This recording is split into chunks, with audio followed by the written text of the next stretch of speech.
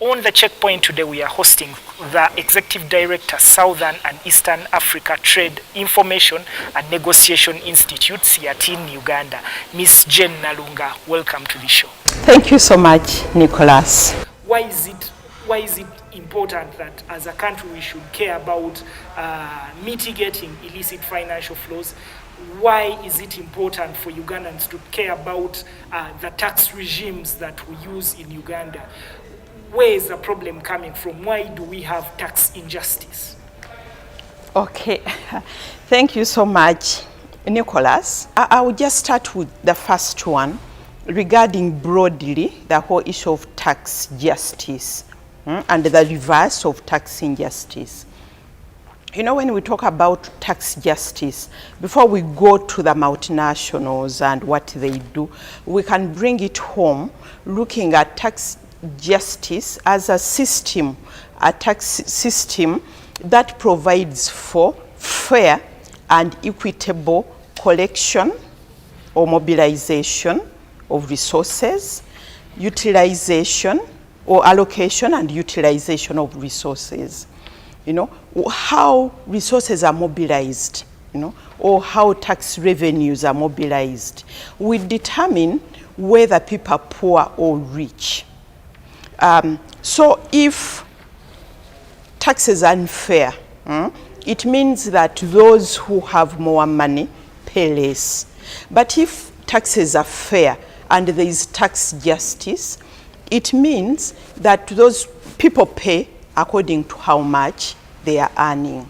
And that means that even corporations you are talking about will pay their fair share, you know. So when we talk about tax justice, we're also looking at progressive taxes. Progressive taxes are those taxes where people pay according to how much they are earning.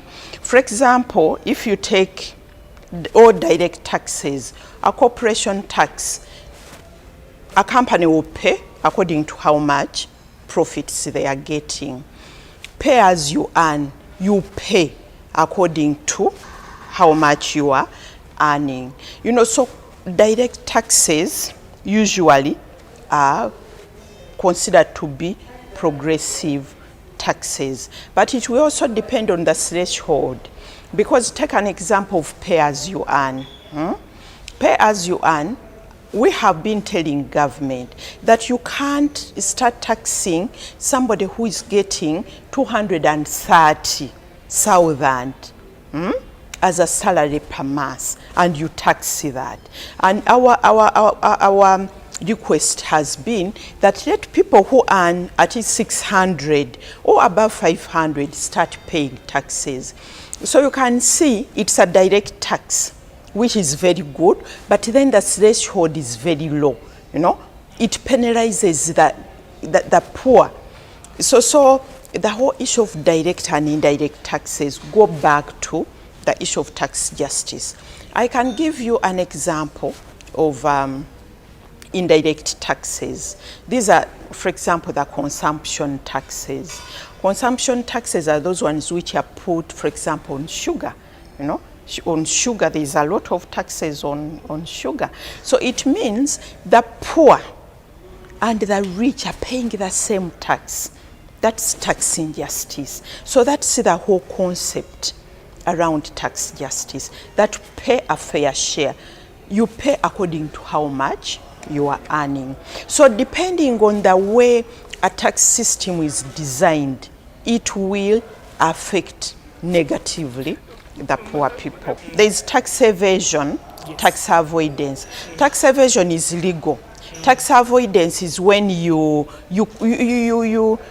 balance your books very well, you know, and we know a number of companies do that, and that's why when we talk about the big five when it comes to business, we don't talk about the buffaloes. We talk about these big audit firms which help companies to be able to arrange their books. When we talk about tax justice, we are talking even the issue of tax avoidance is the issue of tax justice, because the whole concept of tax justice is you pay a fair share. You pay according to how much you are earning. Don't start avoiding and evading taxes. So whether it's an individual, whether it's a business, whether it's a multinational company, pay the principle is pay according to how much you are earning. Pay your fair share. So it cuts across, the principle cuts across. But what you are saying is true. A number of businesses and companies avoid taxes because, one, of the way they are structured, and it goes also to the issue of capacity of our institutions to be able to follow and be able to tax those companies. For example, the multinational companies, those are companies which are even huge. They can sell Uganda so many times over their income. And they are located all over globally. So following up, their transactions can be really difficult. We talk about that, what governments are doing to be able to address that challenge. So sometimes it's the lack of capacity to be able to follow up those transactions. And in a way, companies also do, transfer, there's what they call transfer pricing. For example, internally, there's a company here. Nicholas, you have a company here. Then another one in Nairobi, another one is Bermuda, another one in US, Those what they call tax havens. That's another one. So that's another issue, we'll talk about that. So you can be able to shift, your books accordingly. There is also where companies get services from a sister company. For example, your company in Nairobi can offer service to a company in Uganda. But that determining the price can be a problem. So companies, for Uganda to be able to determine the taxing of that service. But the cost, for example, what you can do, if you know that you have made more money in Nairobi, you want to shift some of those profits to Uganda to show that you have made a loss in Nairobi. It's a matter of saying, we provided my company in Nairobi provided management services to the company in Uganda. And what you say, that per day we sent 5 consultants, and per day we are giving them $1 million per day. So all the money you shift it to Uganda, and at the end of the day, you show that the Nairobi office didn't make any money. And you have shifted the money to the Uganda. Tax assessors. So the tax, the Kenya government won't get any taxes because you have shifted the money to Uganda for one reason or another. So companies do that, and that's tax avoidance. And there are discussions globally to see how they can address that issue of transfer pricing, because this is internal to company A, company Nicholas, company in Nairobi, another one in Lusaka, another one in South Africa. So you are insider dealing, and you are shifting your monies all over, So again, that's a problem when it comes to taxing multinational companies. What the governments are doing now is to be able to oblige government or companies to do a country-by-country reporting. If Nicholas, you have a company in Kenya, another one in Uganda, another one in South Africa, you report by country, not as one entity. Because some national companies, what they do is to collect all that data together. This is Nicholas. This is one company. So they are putting on table a proposal of the country-by-country reporting, which is already in place, but which is also, it has some technicalities in in the way they report. They also have regulations on transfer pricing, what they call arm's length. That arm's length, for example, Nicholas, if you have, like the example I gave you, your company in Nairobi has brought consultants, management consultants here, and you claim that each consultant was being paid by your Uganda company, by the way, in Uganda, $1 million per day. Is that arm's length dealing? If you were dealing with another company, what would you have charged?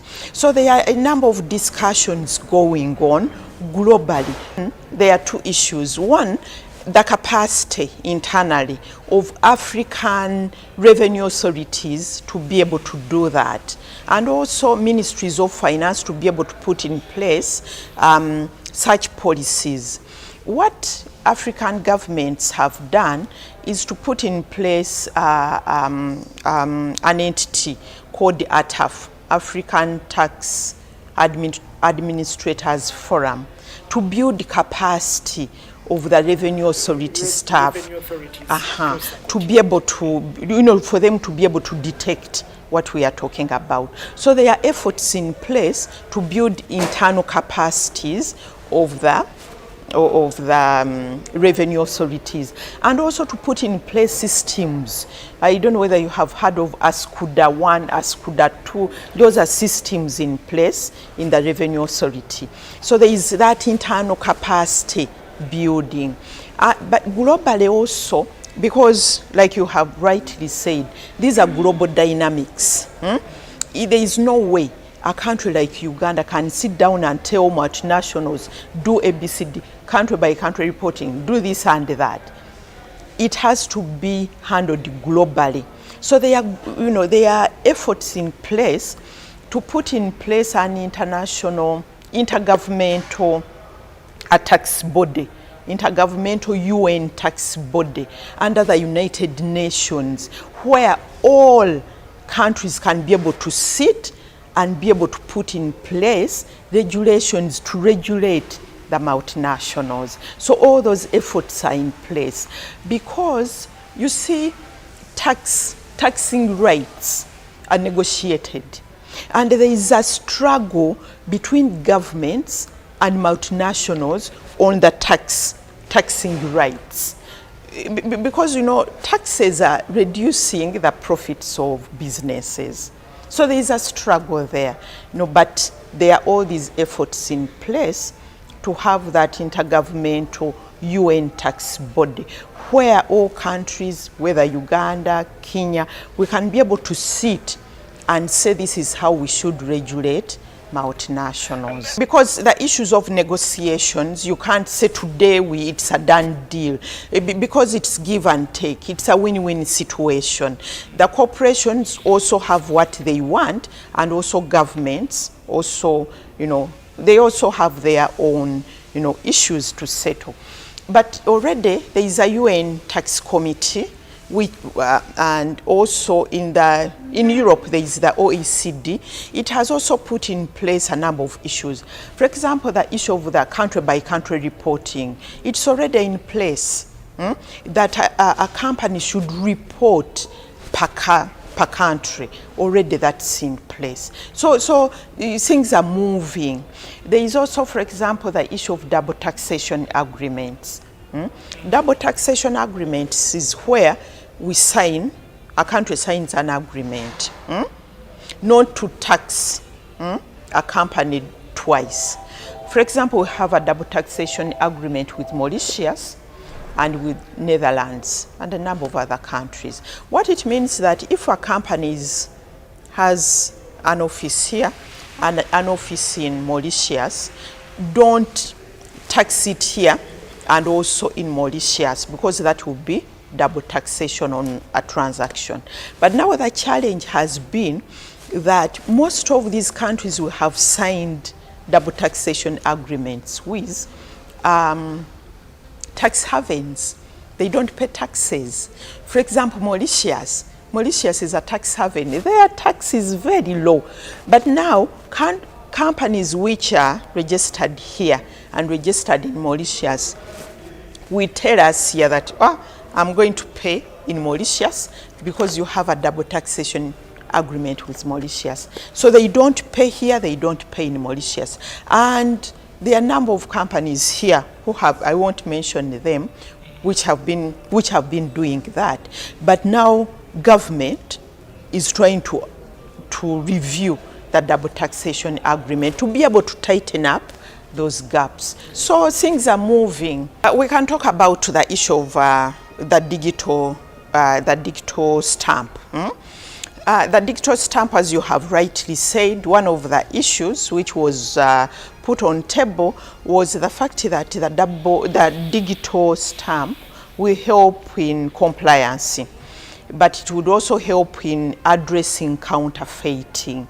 Because the moment you put, if you are producing water, you put your stamp there, you know, nobody else would be able to counterfeit that stamp and your water, ideally. Because I say ideally, because it's up to us as consumers to be able to ensure that if I'm taking any, for example, water, it should have a digital stamp. But some of us, we don't care.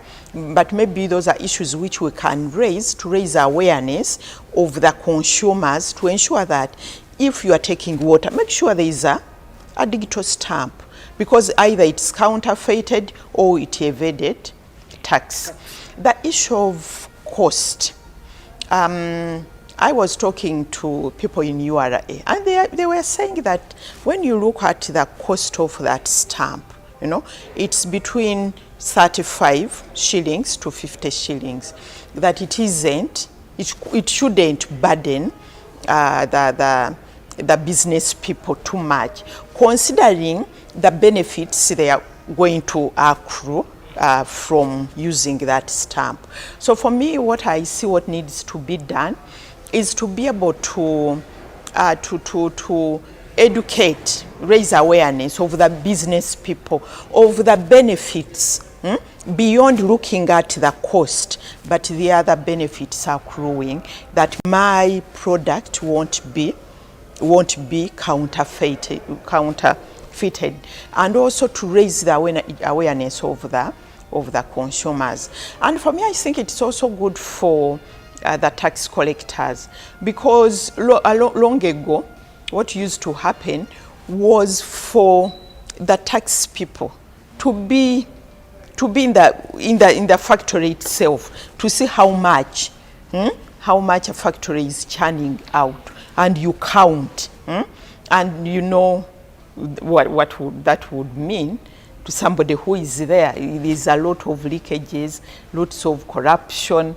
You know, because if they give somebody such a job, it's a matter of saying, instead of saying 100, say 2. You know, so it's a good system, and it has so many advantages. It's a matter of trying to understand it. The businesses and also the consumers have a role. The challenge really has been, as you have said, that instead of broadening, sometimes government has been deepening. You deepen your hand deeper into the pockets of those people, into those single pockets. Yeah. So it's important to broaden the tax base. This will depend, one, on the revenue institution itself, the revenue authority, the capacity to be able to reach out, you know, to those businesses, to those people who are out of the bracket, the tax bracket. And I think the revenue authority has been doing that. For example, there is now in place a section for the high net worth individuals, you know, high net worth. I don't know, Nicholas, whether you are in that category. No, high net worth, to be able to see. You never know. To be able to see how to bring those people in the tax base. There are also, for example, areas where government can tap into. for example, the agriculture sector. You know, sometimes when people talk about agriculture, they say, oh, people are poor. But there are people making a lot of money in agriculture. So government has to organize itself to see how they tap into the agriculture sector. Because you remember way back, you know, when we had cooperatives, when we had the produce marketing boards, government had a way of tapping into, you know, those produce. You tax the cooperative. But now, because of liberalization, government liberalized, it's difficult for them to be able to tap into some sources of income. So in a way, government needs to be able to reorganize the economy. And for me, this is also very important because government taxes profits. You tax businesses, you know. So that means the economy has to be vibrant. Because when you tax a profit, you tax what the business, the profits which government, which the businesses has made.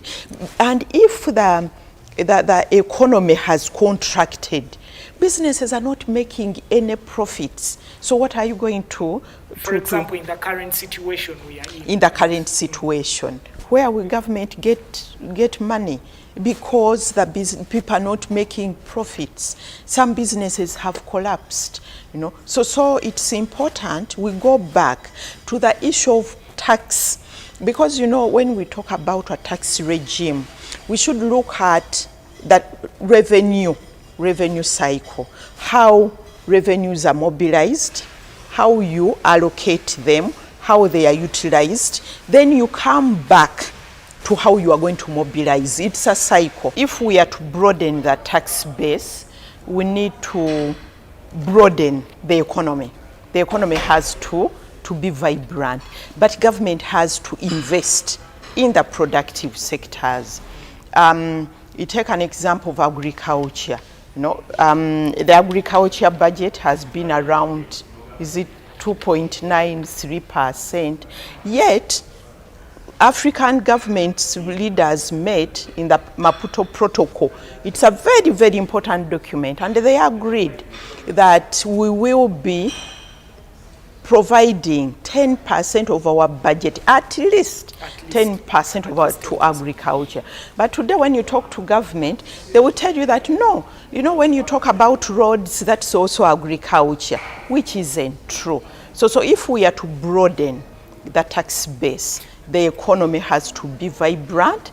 Let us put money in the productive sector. Another issue which I wanted to raise when it comes to broadening the tax base, we need to talk about a happy taxpayer. People say that's a contradiction, that there will never be. You see, that's where I was coming, because you talked about the issue of consumer taxes. So in my mind, I was thinking about who exactly does the consumer taxes affect? When you talk about high taxes on salt, when you talk about high taxes on paraffin, who does this really affect? And is that the core of the tax base? Not really. It isn't. It isn't the core of the tax base. But you know, when we talk about consumption taxes like VAT, it affects the common people, the poor people. Like I said, if the consumption tax assumes that we are all at the same level, because for example, all of us consume sugar, so that means the amount of tax you pay is the same amount of tax paid by the poor. Exactly. You know, but when I talked about a happy taxpayer, that we need to talk about, to ensure, to see how we can have a happy taxpayer. I'm a citizen.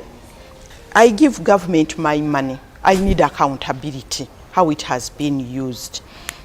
You find countries like Norway, Scandinavian countries, by the way, they pay lots of taxes but they are happy taxpayers because they can be able to see where their money is going. In one of those countries, the business people requested that their taxes should be increased. Exactly. Exactly. And when you look at their tax to GDP, it ranges between 40 to 45% of GDP. In Uganda, I think it's about 12% of GDP.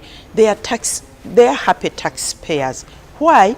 Because they can be able to see where their money is going. That roads, the hospitals, education, you are out of a job, you know you are catered for. What more should you want? You know, and they're also open. I remember one time I participated in a meeting in Norway, in Oslo. And you know what? They were discussing how to use their money from oil. How to use their money. And they were even asking us outsiders, you know, is our money invested properly? And some people were saying, no, where your money is invested, some companies are buying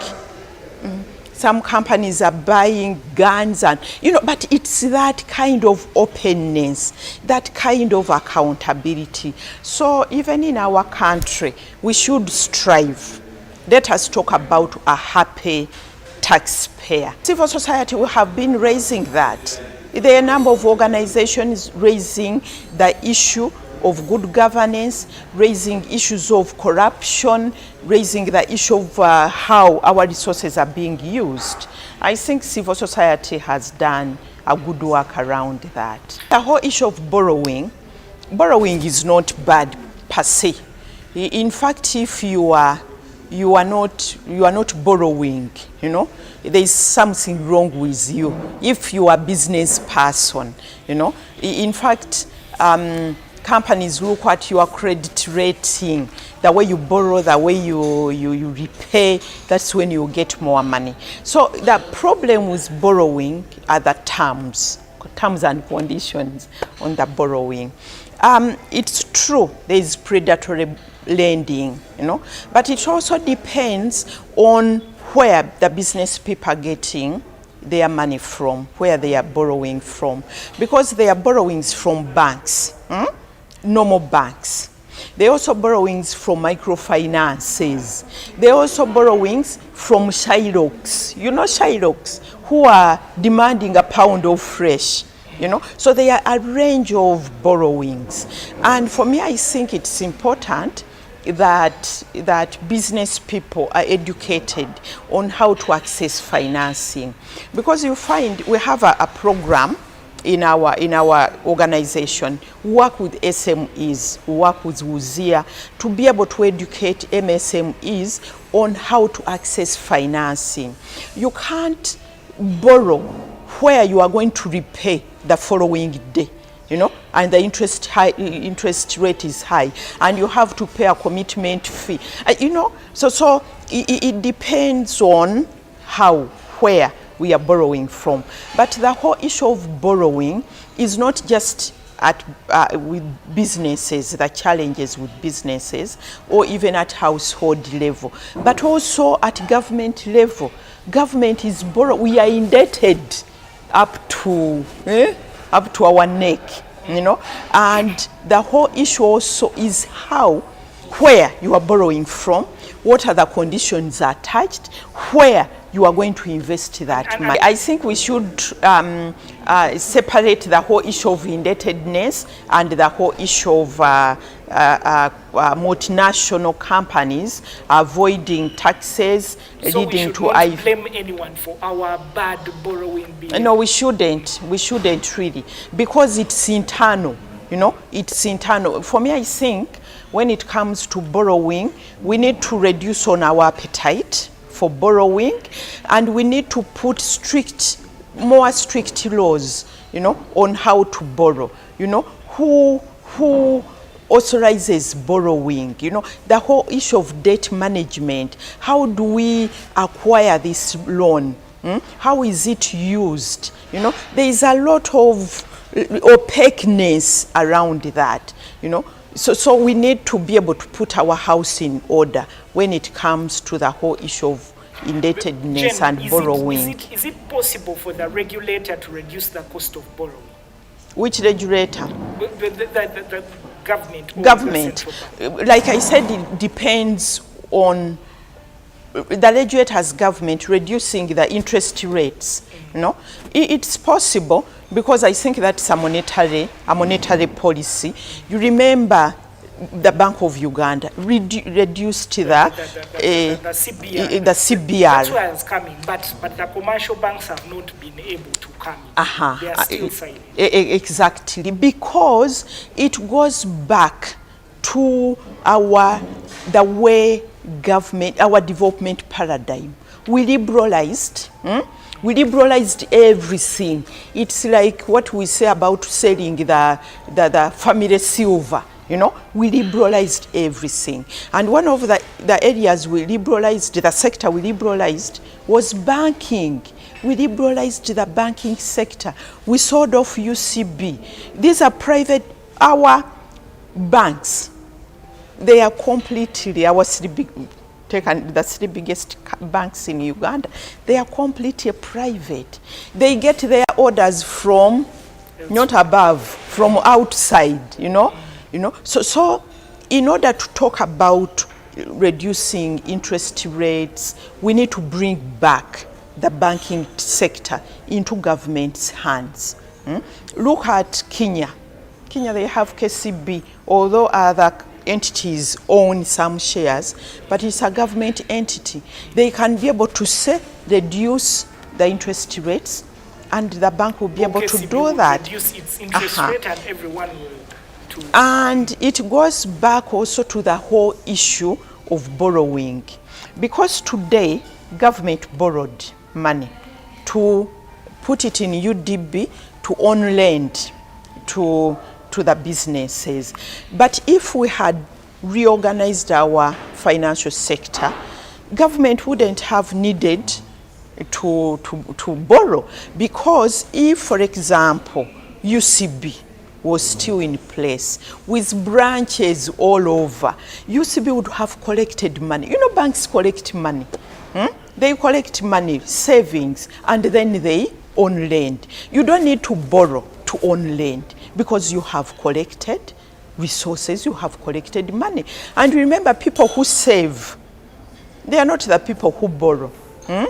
It's us who are in suits like you and me, who don't have time to do business. We are the people who save, and other people come and utilize that. So you don't need to start borrowing. So the whole issue is for us to have a rethink of how we have organized our economy. You know, we need to rethink. There are things which we need to roll back. The whole issue of privatization. You privatize energy, electricity, and you want to promote industrialization. How? You know? So we need that rethink. We need to be able to say, I think we went astray on this issue. How can we bring it back? Governments have been giving tax incentives, tax holidays. There is an assumption. There is an assumption that when you attract FDI, when you bend backwards, give FDIs a red carpet treatment, give them land, you know, reduce on their taxes, that you are going to develop. That's an assumption, really, which has proven that it isn't true. It isn't true. So the whole issue of giving tax incentives, it doesn't make sense. And it's a pity that countries have started competing with each other, you know, giving tax holidays. If a neighboring country gives a tax holiday of 10 years, we give a tax holiday of 25 years. But then also, you find that we give tax incentives to companies, to FDIs, but we don't ensure that the people they are employing are paid properly. For example, if we ensure that FDI is providing decent jobs. That means government is tapping into pay as you earn. But you find that most of those companies pay peanuts. They don't. So even government... So you simply talk about employment in general. Employment in general. But how much are they contributing when it comes to FDI? Most of these companies are tax collectors, and you say that company has paid taxes, but it's we, the consumers, who have paid that tax. So at the end of that day, you look at how much are we really getting from these companies. And those are the companies we are talking about who are evading taxes, who have domiciled themselves in Mauritius, and they will say, here, I'm not paying because we have a double taxation agreement. We have alliances because tax justice is a very big issue. Tax justice determines whether a country or a people develop, and tax policies are crafted not just at national level but regional level and global level. So what we have done as civil society is to be able to come up with alliances. At Uganda level here we have a Tax Justice Alliance Uganda. At the East African level we have the East African Tax Justice Network. At Africa level, we have the Tax Justice Alliance Network Africa. At the global level, we have the Global Alliance for Tax Justice.